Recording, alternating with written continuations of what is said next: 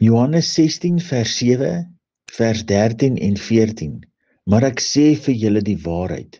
Dit is vir julle voordelig dat ek weggaan. Want as ek nie weggaan nie, sal die trooster nie na julle kom nie. Maar as ek weggaan, sal ek hom na julle stuur.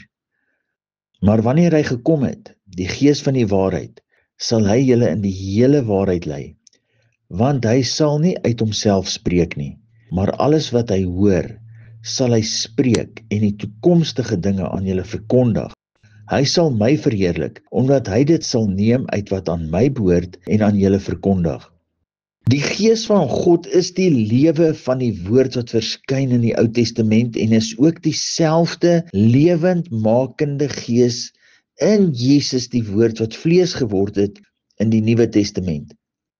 Als dieselfde wese, dieselfde Gees wat as woord in die Ou Testament verskyn, is ook dieselfde Gees by die vleeswording van die woord, Jesus Christus.